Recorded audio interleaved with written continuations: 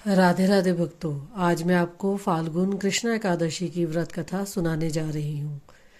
धर्मराज युधिष्ठिर बोले कि हे जनार्दन, फाल्गुन मास के कृष्ण पक्ष की एकादशी का क्या नाम है तथा उसकी विधि क्या है, सो सब कृपा पूर्वक कहिए। श्री भगवान बोले कि हे राजन, फाल्गुन मास की कृष्ण पक्ष की एकादशी का नाम विजया एकादशी है। इसके व्रत के प्रभाव से मनुष्य को विजय प्राप्त होती है। यह सब व्रतों से उत्तम व्रत है। इस विजय एकादशी के महात्म्य के श्रवण व पाठन से समस्त पाप नाश को प्राप्त हो जाते हैं। एक समय देव ऋषि नारद जी ने जगत पिता ब्रह्मा जी से कहा कि महाराज, आप मुझसे फाल्गुन मास के कृष्ण पक्ष की विजय एकादशी का विधान कहिए। ब्रह्मा जी कहने लगे कि हे नारद, विजय एकादशी का व्रत पुराने तथा नए पापों को नाश करने वाला है। इस विजय एकादशी की विधि मैंने आज तक किसी से भी नहीं कही। यह समस्त मनुष्य को विजय प्रदान करती है।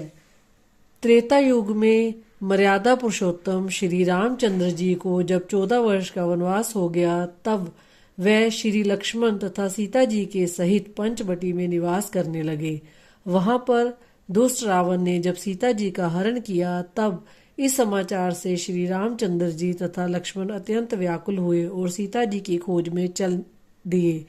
घूमते घूमते जब वे मरणासन जटायु के पास पहुंचे, तो जटायु उन्हें सीता जी का वृत्तांत सुनाकर स्वर्गलोक चला गया। कुछ आगे जाकर उनकी सुग्रीव से मित्रता हुई और बाली का वध किया। हनुमान जी ने लंका में जाकर सीता जी का पता लगाया और उनसे श्री रामचंद्र जी एवं सुग्रीव की मित्रता का वर्णन किया। वहां से लौटकर हनुमान जी श्री रामचंद्र जी के पास आए और सब समाचार कहे।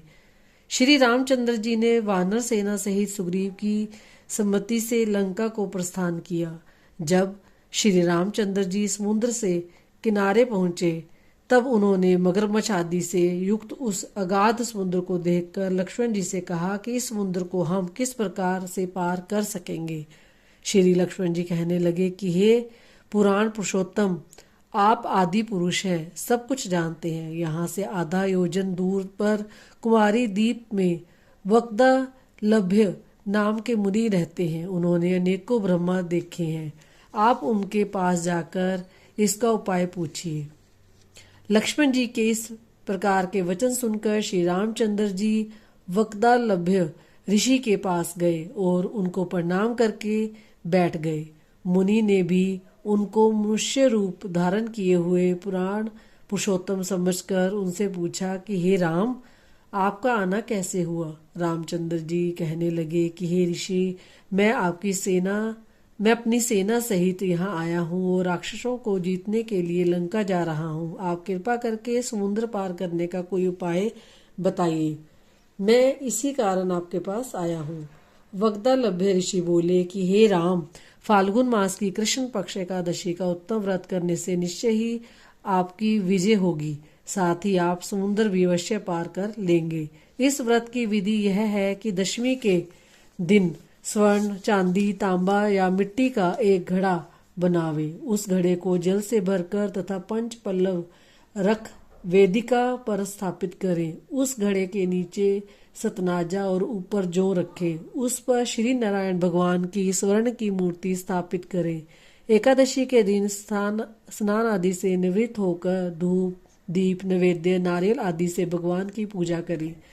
तत्पश्चात दिन घड़े के सामने बैठकर व्यतीत करें और रात्रि को भी उसी प्रकार बैठे रहकर जागरण करें। द्वादशी के दिन नित्य नियम से निवृत्त होकर उस घड़े को ब्राह्मण को दे देवे। हे राम, यदि तुम भी इस व्रत को सेनापतियों सहित करोगे तो तुम्हारी विजय अवश्य होगी। श्री रामचंद्र जी ने ऋषि के कथनानुसार इस व्रत को किया और उनके प्रभाव से दैत्यों पर विजय पाई। अतः हे राजन, कोई मनुष्य विधि पूर्वक इस व्रत को करेगा, दोनों लोकों में उसकी अवश्य विजय होगी। श्री ब्रह्मा जी ने नारद जी से कहा था कि हे पुत्र, जो कोई इस व्रत के महात्म्य को पढ़ता या सुनता है, उसको वाजपेयी यज्ञ का फल प्राप्त होता है। बोलो श्री विष्णु भगवान की जय। जय श्री राधे श्याम।